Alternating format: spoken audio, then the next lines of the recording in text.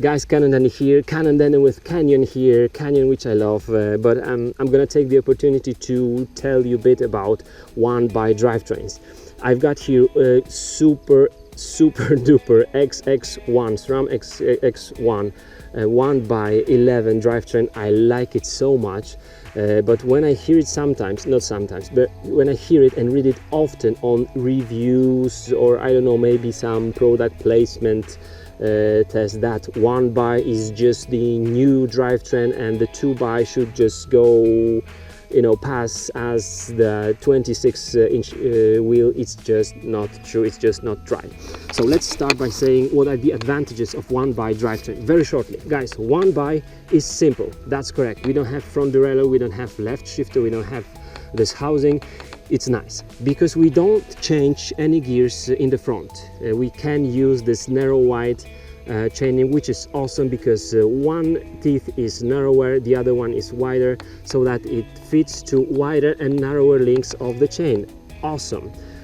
It is not like 100% resistant, chain drop resistant. It is not, and I would still use some guide for 1 by drivetrains.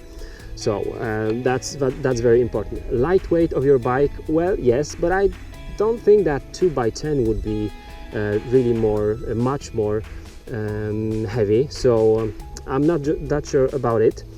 And that's pretty much it. What I liked about the SRAM manager when they were saying about 1 by drivetrain, to say we didn't invented it, you guys invented it, because really those guys trying with their triple chain set, using just 2 or 1 chainring and thinking it's cool and finding out it's cool, then SRAM just went for it, and there you go. We've got so many bikes 1 by, and really 2 by in the cross-country races is it's not that often in nowadays. But still, what are the disadvantages? Those drivetrains are more expensive. Of course, it's new and usually it's more expensive, and the other problem is that you're gonna be spending more money not only for the drivetrain but also for replacing the chain and perhaps the cassette. I don't know about chainring. I haven't been writing so much about on such drivetrain, but this chain line of this drivetrain is really a pain, because this chain doesn't want to be here, and I'm gonna show you this right now. When I'm pedaling to the back, look what's happening. That's what's happening. That's where the chain wants to be. It wants to be on the 7th gear, not on the first one. So it's a huge curve here on this chain, and it's also, because of that, it's noisy. Oh. It's noisy both in the front and in the rear, because you can really tell that this chain doesn't want to stay here, it wants to go down. So that's the problem. If you are doing some tricks in the terrain where you sometimes like going up the hill, maybe some drops, but going up the hill on the ascents, up hills, and you want to spin the crankset backwards, forget about 1 by drivetrain. I'm even more curious about 1 by 11, like the SRAM Eagle drivetrain. But this is problem, and the chain line of this one is much worse than on 2 by, like 2 by 10 is perfect. In my opinion.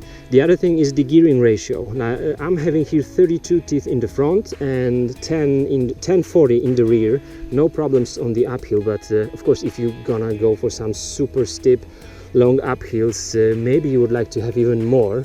But as for the 32 by 10, you're gonna be spinning down up to around roughly, I don't know, 40 kilometers per hour. That's it. So if you like long descents, maybe on some trails or maybe even on some marathons, this one won't be the best option. I'm having on my killer 1 by 10 with 38 teeth in the front and 11 in the rear, and I checked it out exactly. I'm spinning up to 45 kilometers per hour, and then I'm done.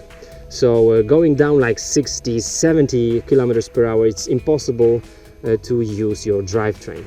So that's also something you should really consider when purchasing or replacing your drivetrain to the 1 by. And the last one, no, there are two more I'm gonna mention, is the cross-country races also.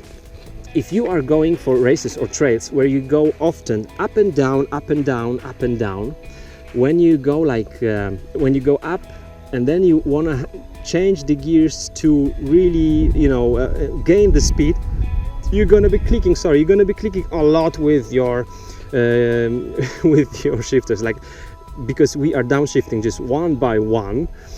So it really takes time to go through a whole cassette, and if it happens often, you're gonna be doing it a lot. With the 2x drivetrain, it's so super easy because you simply change the gear in the front. And the last disadvantage, maybe not many would think about it, is that you don't have the housing on the left side. You may be experiencing problems when riding with no hands on handlebars, because there is like no housing on the right side as well, and your bike would like to be turning. Now it depends on the housing. For example, on this Canyon, it's done superbly. Those inserts here, those ports here are done really well. But like on my Cannondale, when I just took off one of the housings, which is the one for the left shifter, when I did 1x10 drivetrain, I do feel that my bike just turns when I'm taking my hands off the handlebar. So that's something that you should really consider. Now, chain drop. 1x isn't 100% chain drop resistant, and I would also use chain guide for 1x drivetrain. In my opinion, 2x drivetrain, in nowadays drivetrain like Dynasys for big wheels, where those two chain rings are just two in the front, and also there's no huge difference in terms of the number of the teeth. The gear shifting in the front is so smooth, you don't really feel the difference, you know, this moment when the shifting is being done. So it's really well done on the 2x, I would say 2x10 drivetrain will be perfect. So guys, let me know what do you think about it. Maybe you have some further questions, let me know in the comment section. I'm taking this beast for some nice ride.